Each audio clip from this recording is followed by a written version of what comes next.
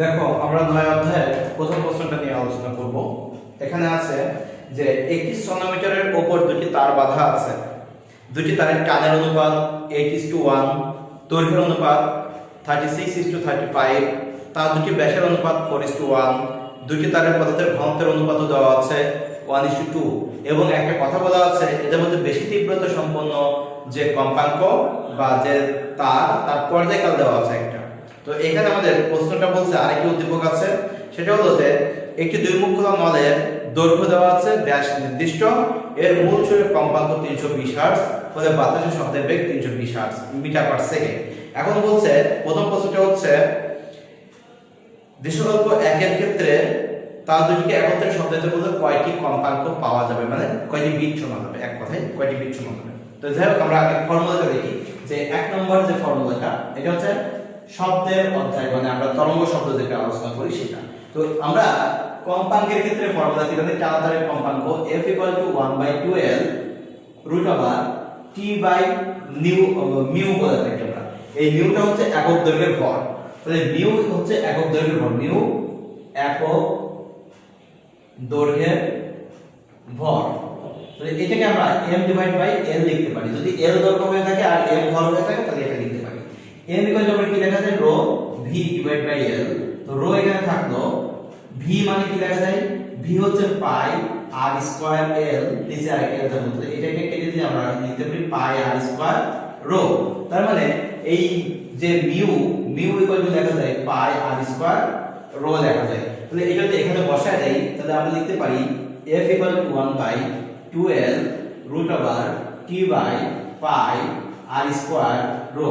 এটা মূলত আমাদের এই অঙ্কে কাজে লাগবে। তাহলে f = 1/2l √t/পাই r স্কয়ার রো। এখন আসো এইখানে আমাদের কি কি দেওয়া আছে সেটা আমরা একটু দেখার চেষ্টা করি। প্রথমে দেওয়া আছে টানের অনুপাত, অর্থাৎ T1:T2, আমাদের গ নাম্বার ফর্মুলার জন্য T1:T2 দেওয়া আছে 8:1, 8:1 দেওয়া আছে। পরে বলছে দৈর্ঘ্যের অনুপাত, অর্থাৎ L1:L2, এটা বলা আছে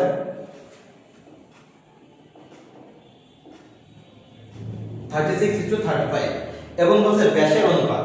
ব্যাসের অনুপাত আর ব্যাসার্ধের অনুপাত তো সেমই হয়, তাহলে আমি বলতে পারি R1:R2 দেওয়া আছে 4:1 এবং বলছে ঘনত্বের অনুপাত ρ1:ρ2 বলা আছে 1:2।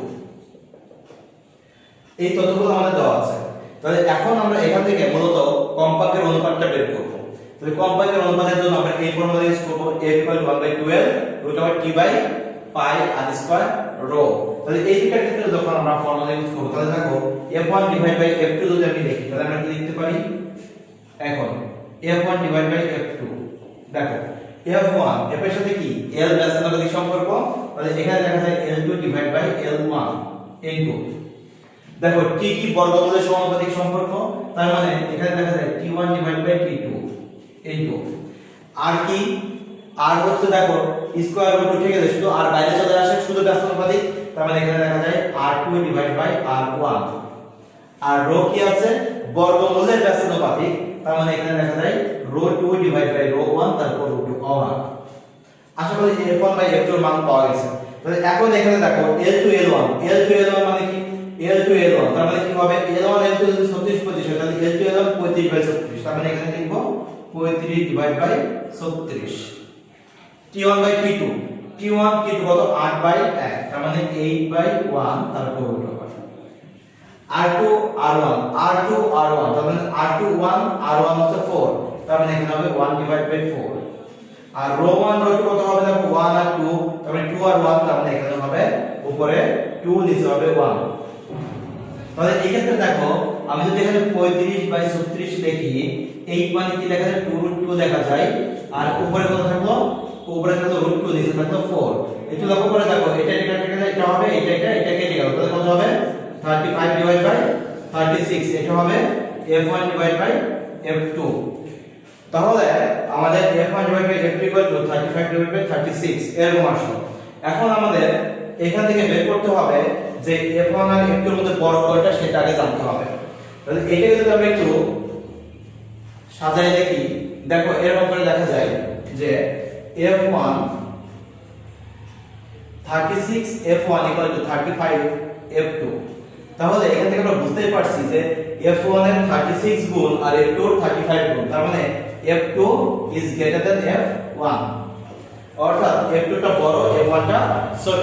তাই যদি হয়ে থাকে তাহলে এখন আমাদের প্রশ্ন বলে দিয়েছে যে যেটা বেশি তীব্রতা f আর তীব্রতার মধ্যে সম্পর্ক কি, f আর তীব্রতার মধ্যে বর্গের সমানুপাতিক সম্পর্ক আমরা জানি। সুতরাং যার কম্পাঙ্ক বেশি তার তীব্রতা বেশি হবে। তাহলে সেই ক্ষেত্রে পর্যায়কাল এখানে দেওয়া আছে, তার তীব্রতা বেশি তার পর্যায়কাল বেশি। সুতরাং আমরা বলতে পারি t2 এখানে দেওয়া আছে 0.0027 সেকেন্ড। তাহলে f2 সমান কি লেখা যায় 1 ডিভাইড বাই t2, তার মানে 1 ডিভাইড বাই 0.00278 এত।